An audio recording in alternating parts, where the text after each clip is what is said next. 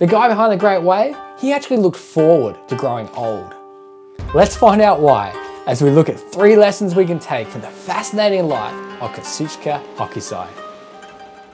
Hokusai was a 19th century Japanese artist who is most well known for creating the Great Wave and also Red Fuji. The first thing I discovered about Hokusai was that he made the Great Wave when he was 73. And I found that pretty inspiring.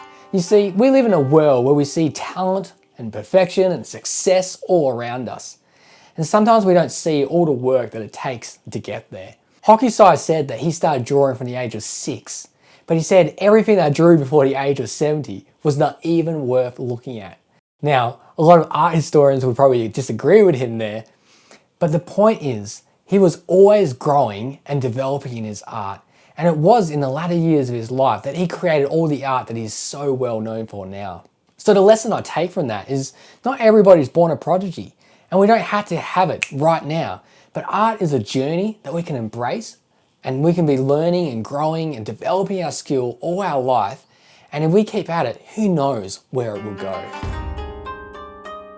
Now, another thing that I love about Hokusai is that he was always painting. He absolutely loved it. From the crack of dawn into the evening hours, he was painting, painting, painting. Over his 70-year career, he produced over 30,000 designs, which is over 400 a year. Hokusai had a brush that never stopped. And what that teaches me is that there is a lot of value out of repetition and iteration. For example, I used to be pretty bad at drawing hands. So I did the classic trick where you draw people with the hands behind their back or on the sides, so you don't really have to draw them properly. Now, to get better at drawing hands, you just have to draw a lot of hands. But my instinct to get better is to just draw one hand really, really well. But let me tell you, you get far more value out of drawing lots of things, lots of times, than just drawing one thing perfectly.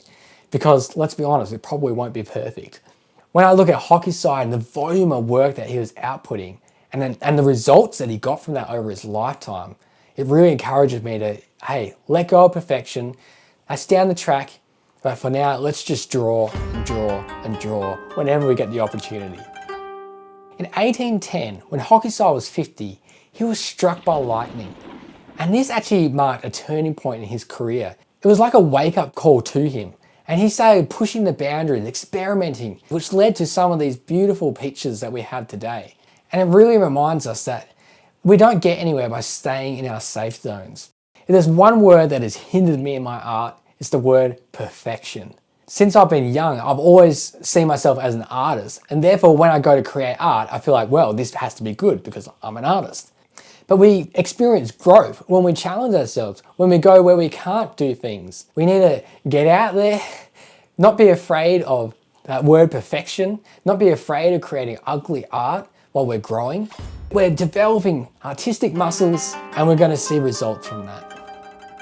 And the cool thing about art is that it is a journey of discovery, of learning, of growing. And the more we progress in this journey, the more we know and the better things we can draw. And that's why Hokusai looked forward to growing older. He said, by the time I'm 100, I'll be a marvelous artist. By the time I'm 110, every dot, every stroke I paint will be alive.